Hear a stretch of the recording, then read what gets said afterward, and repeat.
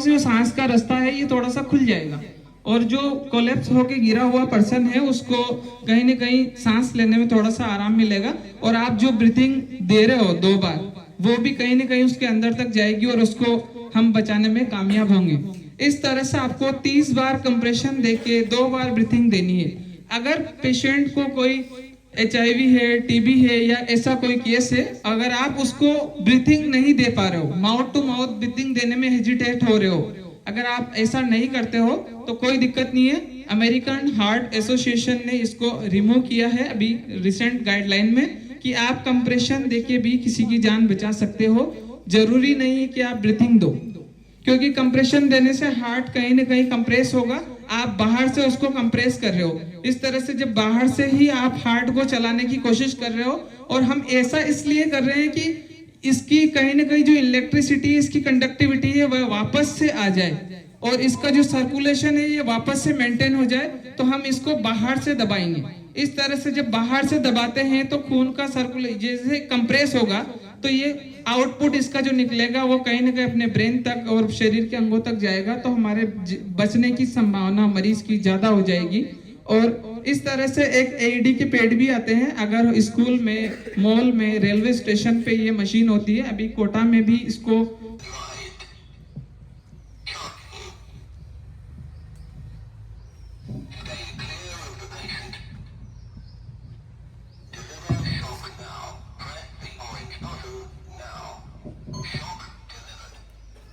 देखा आपने, अभी मशीन ने खुद ही बोला है कि मशीन चार्ज हो रही है, शॉक डिलीवर कर रही है, और कितना शॉक देना है वो खुद ही मशीन बता रही है। तो मशीन की जो बीप चल रही है, प्रॉम्प्ट जो चल रहे हैं, उसी के साथ में आपको कंप्रेशन देना है।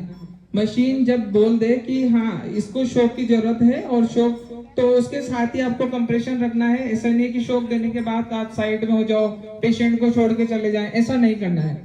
आप इसकी बीप के साथ ही हमें कंप्रेशन देना है, इससे कि क्वालिटी CPR मिल पाएगा और मरीज की कहीं ना कहीं जान बचने की संभावना बढ़ जाएगी। तो इस तरह से AED का यूज हम कर सकते हैं। अगर ये हमारे पास अवेलेबल नहीं है तो हम कंप्रेशन देके भी किसी की जान बचा सकते हैं। CPR कैसे करते हैं, आपको एक चीज समझाई थी कि जो हार्ट है वो एक बिजली से चल रहा है। बिजली यदि रुक गई, अब यदि इस पेशेंट को करंट लगा, तब भी इसकी हार्ट की करंट रुक सकती है। हार्ट में यदि मोटापा है उस वजह से भी हो सकता है, और हार्ट की यदि धमनियां जो है वो ब्लॉक हो जाए, सप्लाई पूरे ऐसे मैसिव हार्ट अटैक हो जाए, तब भी रुक सकता है। अब जो आज हमने CPR सीखा है वो उसी इंसान को देंगे जो बेहोश होगा, कुछ रेस्पॉन्स नहीं करेगा। कभी भी आप रेस्पॉन्स करने वाले पेशेंट को हाथ पैर हिला रहा हो, आंखें खोल रहा हो, कोई भी मूवमेंट कर रहा हो, उसको CPR नहीं देना है। 2 चीजें हैं, एक होता है हार्ट अटैक, एक होता है कार्डियक अरेस्ट। दोनों अलग अलग चीजें हैं। हार्ट अटैक में हार्ट को जो खून की सप्लाई आ रही है उसमें कोई ब्लॉकेज हो जाता है, तो कोई स्पेशल एरिया में उतना खून नहीं पहुंचता जिससे मरीज के सीने में दर्द होता है। यदि शुगर का पेशेंट है, डायबिटीज लंबे टाइम तक है, तो उनको दर्द नहीं होता है, उनको पसीना आएगा, घबराहट होगी।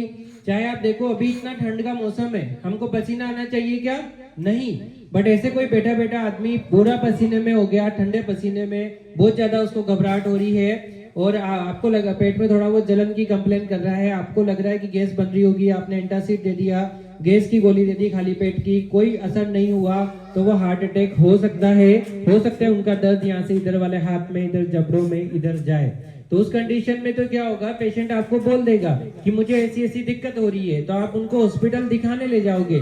इसलिए हार्ट अटैक के 95% जो मरीज होते हैं वो बच जाते हैं, क्योंकि वो कह पाते हैं कि मुझे कुछ हो रहा है और हॉस्पिटल चले जाते हैं। और ऐसी कंडीशन में यदि 2 घंटे के अंदर आप कार्डियक हॉस्पिटल में पहुंचते हो, वापस से थक्का गलाने वाली प्रोसीजर एंजियोप्लास्टी की जाती है या थक्का गलाने वाला इंजेक्शन दिया जाता है, तो आप बच जाते हो। उसमें भी ध्यान रखना है कि यदि किसी को भी ऐसी चेस्ट में ऐसी कंप्लेन रहे तो आप जल्दी से ऐसे हॉस्पिटल पहुंचे जहाँ ECG की फैसिलिटी हो। यदि ऐसा लग रहा है कि आप गांव के दूर दराज में हैं, आप नहीं पहुंच पा रहे हैं, तो आप अपने पास एक हार्ट अटैक किट रख सकते हैं। उसमें आपके नियर बाई कौन सा हॉस्पिटल पड़ता है, उनके इमरजेंसी नंबर क्या है, कोई फैमिली फिजिशियन है आपके एरिया में, कोई डॉक्टर आते हैं तो उनके नंबर क्या है, 108 एम्बुलेंस के नंबर क्या है, वो सब आपको उसमें लिखना है। इसके बाद में मान लो आपको या किसी को ऐसी कंप्लेन हो रही है, हार्ट में दर्द हो रहा है या नहीं भी हो रहा है, मैंने बताया ठंडा पसीना आया है, उनको घबराहट हो रही है, सांस फूल रही है, तो ऐसी कंडीशन में आप इसमें जो नंबर लिखे हैं उनसे बात करके पूछ सकते हो कि हमें हॉस्पिटल जाने में अभी 1 घंटा लग जाएगा, हम अभी क्या करें ताकि यदि इनको हार्ट अटैक हो सकता हो तो इनकी जान बच सके, जो क्लॉट बना है ब्लॉकेज वो आगे नहीं बढ़े। तो इसमें खून पतला करने वाली जो गोली होती है एस्प्रिन 75 mg की, उसकी 4 गोलियां, या फिर जो डायरेक्ट 375 की गोली आती है वो चबाकर इसलिए ताकि जल्दी काम करे। पानी में घोलकर आप तुरंत ले सकते हैं। जितना क्लॉट बन गया, जितना ब्लॉकेज है उतना तो रहेगा बट वो आगे नहीं बढ़ेगा। इसके अलावा एक कोलेस्ट्रॉल कम करने की एटोरवास्टिन गोली आती है, वो भी आप 80 mg या 40 mg की आती है, 2 गोली चबाकर खाना है, चबाकर इसलिए ताकि तुरंत काम करे। ये गोली खा के आप तुरंत उस जो भी पेशेंट है उसको भेज सकते हैं। और अगर ऐसा किसी को हो रहा है तो उनको ज्यादा चलना फिरना दौड़ना भागना नहीं है, क्योंकि हार्ट में ब्लॉकेज है, हार्ट में सप्लाई नहीं जा रही है और आप ज्यादा मरीज घबराएगा, आप ज्यादा चलेगा तो और ज्यादा डिमांड बढ़ेगी शरीर में ऑक्सीजन की। हार्ट पहले ही कमजोर हो गया है, इसलिए से आदमी पर्सन को आपको शांति से ऐसे खुले एरिया में लेटाना है। खुला एरिया क्यों? ताकि हवा मिल सके ताजा, जिसमें उनको ऑक्सीजन मिल सके, और तुरंत एम्बुलेंस पर 108 पर 112 पर फोन करना है। बट जो हार्ट अटैक किट हम आपको दे रहे हैं ये आपको किसी भी मेडिकल लाइन के जानकार से फोन पे पूछ के ही देना है, ताकि वो कह सके कि हाँ ये इनको हार्ट अटैक के मरीज ये हो सकते हैं। यदि इनसे एलर्जी है किसी को एस्प्रिन से तो फिर आपको ये नहीं देना है। कोशिश करनी है कि जल्दी से जल्दी आप हॉस्पिटल पहुंचे। इसकी जो दूसरी चीज है अभी जो डिस्कस की है कि यदि हार्ट का करंट रुक जाए तो हार्ट यहीं का यहीं रुकेगा, और जो भी पर्सन है क्योंकि ये मोटर यहीं के यहीं रुक गई है, ब्रेन में सप्लाई यहीं के यहीं रुक जाएगी तो यहीं के यहीं गिर जाएंगे। इनके पास इतना भी टाइम नहीं होगा कि ये किसी घर वाले को फोन लगाए या आप सबको आवाज लगाए, इतना भी टाइम नहीं होगा, सेकंड्स में। और ये किसी के साथ भी हो सकता है। अभी मैं बोल रहा हूँ, बोलते बोलते मैं भी गिर सकता हूँ, किसी को नहीं पता उनके हार्ट में क्या दिक्कत चल रही है। हमने इतने चेकअप नहीं कराए हुए हैं, सिचुएशन बदलती रहती है, इसलिए ऐसे इंसिडेंट 70% घर से बाहर होते हैं, हमेशा हॉस्पिटल के अंदर नहीं होते। इसलिए आपके लिए प्रशिक्षण इंपॉर्टेंट है, क्योंकि आप एम्बुलेंस को बुलाएंगे, कार्डियक एम्बुलेंस बुलाएंगे, आप हॉस्पिटल जाएंगे जिसमें टाइम लगेगा। यहाँ पर यदि रुका हार्ट है, 10 मिनट तक ब्रेन को सप्लाई नहीं गई तो ब्रेन यहाँ पे डेड हो जाएगा। इसके बाद आप कितने भी अच्छे हॉस्पिटल ले जाओ उनको बचा नहीं पाएंगे। हर मिनट यदि आप कुछ नहीं करते हो ऐसी कंडीशन में गिरे हुए आदमी के साथ, हर मिनट 10% बचने के चांसेस कम होंगे, 10 मिनट में 100% चांस कम हो जाएंगे। जो आप कुछ कर सकते हो ऐसी सिचुएशन में, वो चीज आज आपने सीखी है कि आप उस टाइम क्या कर सकते हो। एम्बुलेंस आने से पहले क्या कर सकते हो? आप उनके रुके हुए हार्ट को अपने हाथ से उनका हृदय बना सकते हो, क्योंकि आपको पता है हार्ट 1 मिनट में 70 से 100 बार धड़कता है। तो क्योंकि हार्ट रुक गया है तो आपको हाथ आगे करके हाथों से उनके हृदय को दबाना है, कंप्रेस करना है। जब हाथों से आप हार्ट को दबाओगे खून निकलेगा, फिर आप छोड़ोगे खून भरेगा। तो ऐसे बाकी सारे ऑर्गन तो ठीक है, ब्रेन सबसे पहले खत्म होगा, इसलिए ब्रेन को सप्लाई बनी रहेगी जब तक उनको ऐसी लाइफ सेविंग ड्रग्स मिले, एड्रेनलिन मिले, एट्रोपिन मिले या एईडी की मशीन मिले, वो बच जाएंगे। कम से कम आप ये कहोगे कि हमने वो किया जो आखिरी टाइम में इनके जीवन बचाने के लिए जरूरी था। आपने पानी पिलाया होगा, फेफड़ों में चला गया। मान लो आप वीडियो बना रहे हो, कितना टाइम चला जाएगा।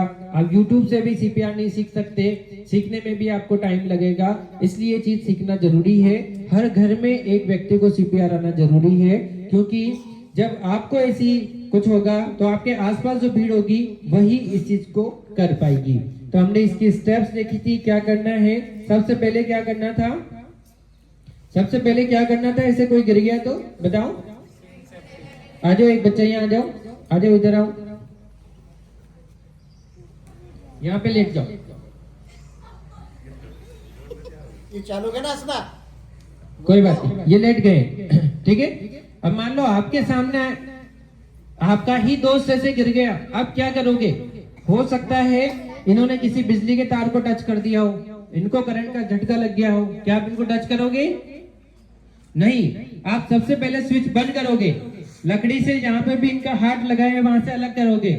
उसके बाद देखोगे कि अगर ये जगह ठीक है तो यहीं आप इनको देख सकते हो। अगर आपको लग रहा है कि यहाँ पानी का गीला गीला पानी फेर रहा है, यहाँ भी करंट आ सकता है, तो आप तुरंत इनको कहाँ ले जाओगे? दूसरी जगह जो कि सुरक्षित हो। अगर यहाँ आग लगी है तो ऐसा नहीं कि अंदर आग लगी है अंदर ही घुस के बचाएंगे, नहीं, पहले उनको बाहर लाओ खुली जगह पे, फिर आप उनको बचाने की कोशिश करो। यदि डूबे हैं तो लाना पड़ेगा, सड़क के बीच में एक्सीडेंट हुआ है तो सड़क के साइड में करना पड़ेगा, नहीं तो चलने वाली गाड़ियां आपके ऊपर भी चढ़ सकती है। तो पहली स्टेप आपकी खुद की सुरक्षा होती है, फिर इनकी सुरक्षा होती है, फिर सबकी सुरक्षा होती है। यदि आप खुद सुरक्षित नहीं रहोगे तो इनको बचाने के साथ आपको भी सीपीआर की जरूरत पड़ेगी। तो पहली स्टेप है हम इनको ऐसी जगह पे लेके गए हैं। अब आपने देखा इनका हार्ट रुक गया था और आपको हार्ट को बाहर से दबाना है। यदि किसी मोटे गद्दे पर लेटे हुए हैं, आप बाहर से दबाओगे तो प्रेशर कहाँ चल जाएगा? वो गद्दे पे चला जाएगा, तो हार्ट को कोई फायदा नहीं मिलेगा। इसलिए आपको ऐसी कड़क समतल जगह पर लिटाना पड़ेगा, जैसे अभी लिटा रखा है। यदि बेड पे है तो बेड पे चढ़ना है, नीचे है तो नीचे बैठना है। अगर ऐसा कड़क सतह नहीं है तो आप ऐसी कोई चीज भी नीचे रख सकते हो, कोई गद्दा रख सकते हो, जैसे कि यहाँ रखा है।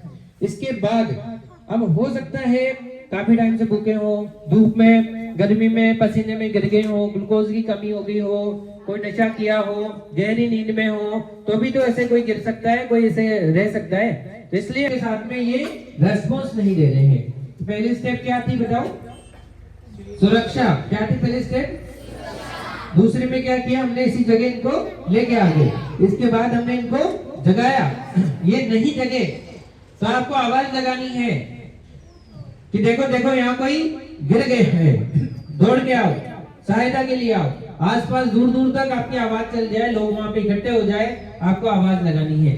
फिर आपको बोलना पड़ेगा, ये जो पिंक ड्रेस में है आप फोन उठाओ और 108 पे फोन लगाओ, ताकि जब तक एम्बुलेंस आए, आप अभी फोन लगाओगे तो जब तक आप कुछ करोगे एम्बुलेंस आ जाएगी। या फिर ऐसी मशीन हो, आप कहीं एयरपोर्ट पे गए हो, रेलवे स्टेशन पे गए हो, मॉल में गए हो सकता है वहां ऐसी मशीन लगी हो। ऐसी मशीनें लगी होती है जिसको एईडी की मशीन बोलते हैं। क्या बोलते हैं? ऑटोमेटेड एक्सटर्नल डिफिब्रिलेटर, अपने आप ही काम करती है। ये मशीन किसी डॉक्टर के लिए नहीं बनाई है, ये आमजन के लिए बनाई है। इसको क्यों रेलवे स्टेशन पे लगाया? इसको हॉस्पिटल में भी तो लगा सकते थे, इसलिए लगाया जहां पर भी भीड़ भाड़ वाला एरिया होता है वहां ऐसी मशीन लगी होती है। यह लगनी चाहिए ताकि ऐसी कंडीशन में कोई भी मशीन को ऑन करके इनके हार्ट के रुके हुए करंट को बाहर से करंट देके इनको जगा सके। तो मशीन जो अभी आपने देखी उसको चालू करना है, वो मशीन खुद ही बोलती है कि क्या करना है। अब वो अपन बाद में करेंगे। पहले हमने देखा कि ये एक सही जगह पे लेके आ गए, इसके बाद हमने इनको जगा दिया नहीं जगे। इसके बाद अब टाइम शुरू हो जाता है, टाइम खराब नहीं करना। कोई आपसे बातचीत करने आ रहा है तो उसको कहो कि मुझे इनको बचाने का काम करने दो, ठीक है? कोई यदि ऐसा कह रहा है कि नहीं इनको मत बचाओ, अगर ये खत्म हो गए तो अपने ऊपर पुलिस केस हो जाएगा, हॉस्पिटल मत ले जाओ, अपने को इनका बिल भरना पड़ेगा। तो भारत सरकार का गुड समैरिटन लॉ है, यदि कोई भी नेक व्यक्ति किसी की जान बचाने के लिए आगे आता है, सहायता करता है, हॉस्पिटल पहुंचाता है, तो उस पर कोई पुलिस केस नहीं होता, कोई बयान नहीं होते और उनसे हॉस्पिटल में कोई खर्चा नहीं लिया जाता। वहां रुकना नहीं रुकना, बयान देना नहीं देना, जानकारी देना नहीं देना उनकी इच्छा है, कोई उनसे जबरदस्ती नहीं होगी। ये भारत सरकार का गुड समैरिटन लॉ है, इसकी जानकारी आपको होना चाहिए। यदि आपको कोई कुछ कहे भी कि आप आगे आए, ये नहीं बचे, तो हमने इस कानून के तहत इनको बचाने की कोशिश की। एक गुड समैरिटन लॉ है। और हमारे झालावाड़ जिला प्रशासन में हमारे कलेक्टर साहब द्वारा, एसपी साहब द्वारा पिछले महीने ऐसे जान बचाने वाले झालावाड़ के नागरिकों को पुरस्कार दिया गया। इसमें भारत सरकार की तरफ से 25,000 का नगद पुरस्कार भी दिया जाता है यदि कोई ऐसा बचाता है, किसी को वहां ले जाता है तो।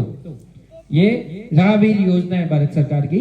तो आपने देखा अब आपके पास टाइम नहीं है, टाइम खराब नहीं करना है, इधर जो बच्चे बोल रहे हैं यदि उस टाइम बातें करने रहेंगे तो आपका दोस्त नहीं बच पाएगा।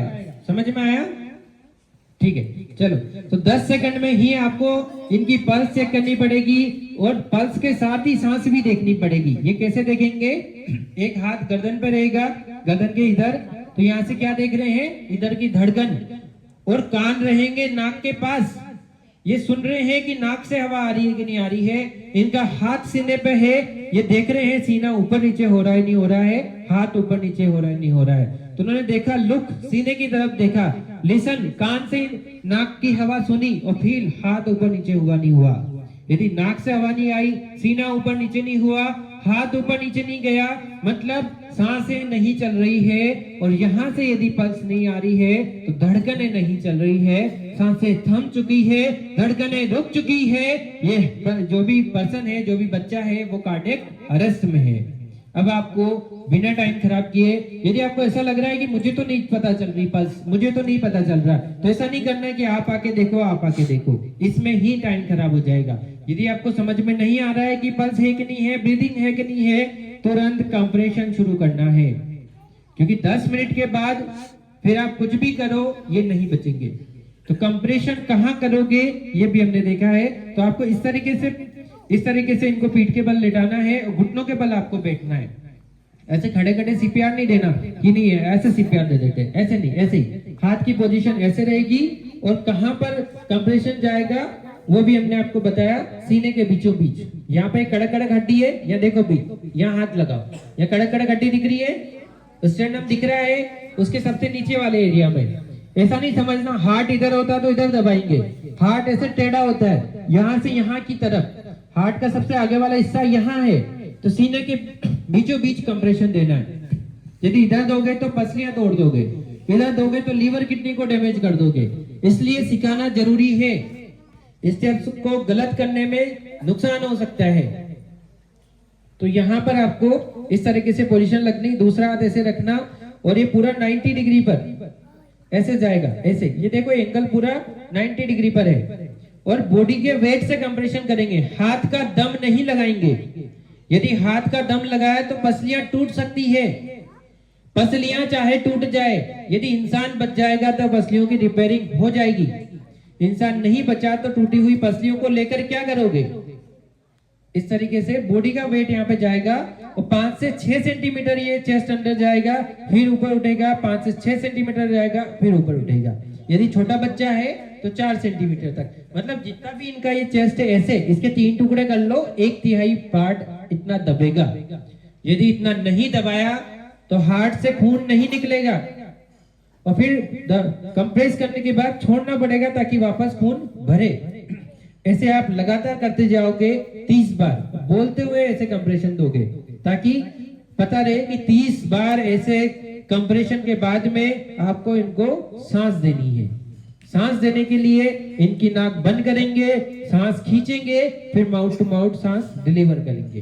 परंतु यदि आप सांस नहीं भी दो, अभी गिरे हुए 10 मिनट ही हुए हैं, इनके शरीर में इतनी ऑक्सीजन है कि वो खुद घूम के इनको जिंदा रख सकती है। तो चाहे सांस दो या नहीं दो, ये हाथ के कंप्रेशन इनको जरूर मिलने चाहिए, और ये तब तक मिलने चाहिए जब तक एम्बुलेंस नहीं आए या ये थक नहीं जाए। एक आदमी मैक्सिमम 2 मिनट तक सीपीआर दे सकता है।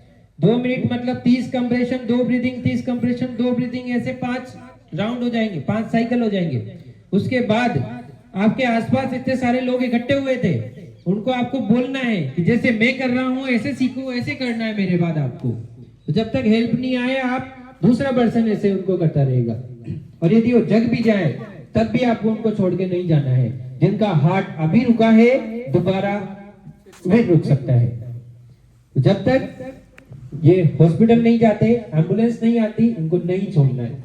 अब हो सकता है कि ये से बेहोश मिले और आपको इनकी पल्स और ब्रीदिंग, सांस और धड़कन मिल रही हो, फिर भी बेहोश हो, फिर भी रेस्पॉन्स नहीं दे रहे हैं, क्या आप इनको छोड़ देंगे? तब भी एम्बुलेंस पे फोन करेंगे, तब भी आप सहायता बुलाएंगे, तब भी आप इनके पास रहेंगे, बट सीपीआर नहीं देंगे, और हर 2 मिनट में वापस पल्स और ब्रीदिंग देखते रहेंगे। तो ऐसी कंडीशन में क्या करेंगे, जब सांस भी आ रही है, धड़कन भी आ रही है, बस जग नहीं रहे हैं, आंखें नहीं खोल रहे हैं, इनको आप इस तरीके से रिकवरी पोजीशन में लिटाएंगे। ये जो हाथ है ऐसे इनके सिर के पीछे रखेंगे, ये वाला इधर वाला पाँव घुटने को मोड़ो, इधर से मोड़ो ऐसे, और इस तरीके से एक तरफ लिटा देंगे बाईं करवट की तरफ, ताकि इनके मुंह से जो भी लार है, सिक्रेशन है, वो सब एक तरफ निकलते रहेंगे, जीभ पलटेगी नहीं। यदि इनकी टंग या जीभ ऐसे पलट गई, मुंह की लार ही यहाँ पे इकट्ठा होकर इनकी सांस को रोक दिया, तो सांस रुक सकती है। इसलिए ऐसी कंडीशन में लिटा के रखेंगे और हर 2 मिनट में इनकी सांस और ब्रीथिंग देखते रहेंगे, क्योंकि हो सकता है अभी धड़कने आ रही हो, 2 मिनट बाद नहीं मिले, जैसे ही नहीं मिले आप वापस से सीपीआर स्टार्ट कर देंगे। ये चीज सभी ने समझी? ठीक है। शिक्षा के क्षेत्र में फिजिक्स के लिए जाना जाता है। जब से मैं आइए सर सुनता था, मतलब मैं तो अप डाउन करता था, पर हमारे जो साथी थे आदर्श विद्या मंदिर में, वो आपसे पढ़ने आते थे, इनके नोट्स भी मैं देखता था, पढ़ता था। मुझे तो सौभाग्य नहीं मिला, पर जिनको इनसे पढ़ने का सौभाग्य मिला, आज वो कहीं बड़ी बड़ी जगह पे पहुंचे हैं, वो सर को अभी भी याद करते हैं। इसे सर के लिए जोरदार तालियां।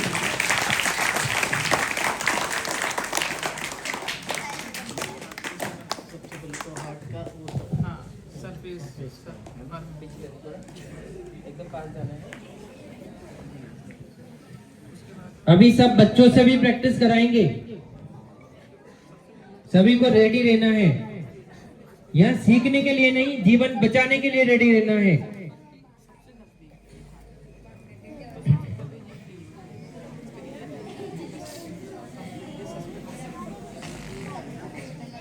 सीधे करो, हाथ सीधे करो। ये जो भी ऐसे पोजीशन बना रहे हैं, क्या नाम है इनका? ये बच्चे का क्या नाम है? ये बीचों बीच ये हड्डी है ना अपनी, इनके निचले पार्ट में यहाँ रखना है, और ये अपने को पूरा आगे आना है। हाँ बिल्कुल बीचों बीच, पेट पे नहीं, ये पसलियां आ रही ना यहाँ पे, पसलियों के जस्ट यहाँ पर।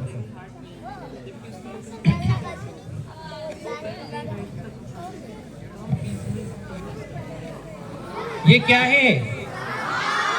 ये नकली सांप है, डरना नहीं है, ठीक है?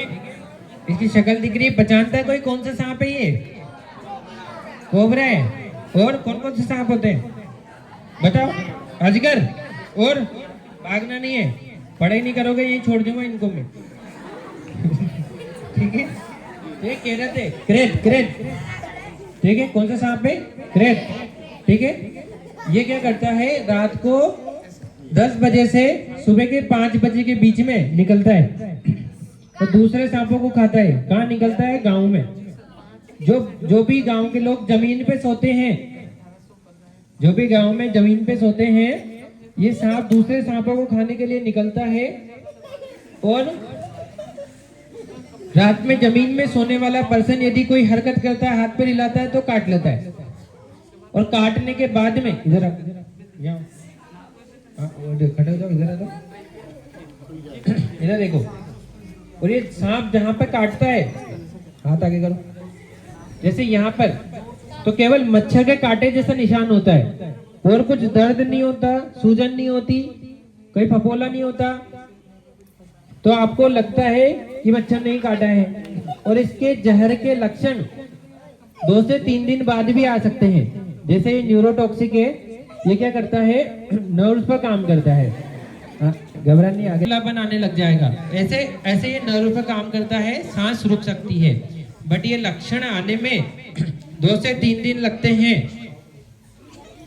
इसलिए जो भी सांप के कांटे के मरीज है, उनको सबसे पहले बोलना है कि आप बच जाओगे। सांप के कांटे का इंजेक्शन आता है, एंटी स्नेक विनम, जो किसी भी सरकारी हॉस्पिटल में अवेलेबल रहता है। रीएश्योरेंस क्यों करना है? यदि वो आदमी घबराएगा तो उनका हार्ट ज्यादा काम करेगा और जहर ज्यादा फैलेगा। इसलिए सबसे पहले समझाना है कि चाहे सांप कितना भी जहरीला हो, हमारे पास ऐसा इंजेक्शन है, यदि आप जल्दी से जल्दी हॉस्पिटल जाते हो तो आपकी जान बच जाएगी। ये बात आपको करनी पड़ेगी। इसको बोलते हैं रीएश्योरेंस, राइट अप्रोच होती है। इसके बाद होता है इमोबिलाइजेशन। इधर आओ, इधर आओ, उधर उठ गया। इमोबिलाइजेशन मतलब हमारे गांव में क्या करते हैं, जैसे ही सांप बिच्छू काटता है यहाँ पर एक रस्सी या डोरी बांध देते हैं। उससे क्या होता है, यहाँ खून की जो सप्लाई आ रही है वो रुक जाती है, ये हाथ काला पड़ जाता है, सुन्न हो जाता है। तो टोर्निकेट नहीं बांधना है, रस्सी नहीं बांधनी है, धागा नहीं बांधना है। यहाँ पर क्या करना है आपको, जो बैंडेज आती है, गरम पट्टी या बैंडेज आती है, उसको जैसे यहाँ काटा है तो यहाँ से बांधते बांधते बांधते यहाँ पर आके एक स्केल या पटरी लगा के ऐसे बांधना है। क्योंकि जहर चमड़ी के नीचे जो फ्लूइड होता है ना, लिम्फेटिक, उससे फैलता है, वो कोई आर्टरी से नहीं फैल रहा। तो इसलिए इस तरीके से आप टोर्निकेट नहीं बांधेंगे, ऐसे बैंडेज बांधेंगे, बहुत ज्यादा खींच के भी नहीं। और ये जो हाथ है जहाँ काटा है उसकी ज्यादा मूवमेंट नहीं कराएंगे। यदि इन्होंने ज्यादा हाथ पैर को ऐसे किया तो जहर ज्यादा जल्दी फैलता है। तो आपको इसको हाथ को हिलाना नहीं है, मोबिलाइज रहना है, हार्ट के लेवल पर ही इसको रखना है। तो ये कल दिखा दिखा के मरीज को ज्यादा परेशान कर सकते हो। मरीज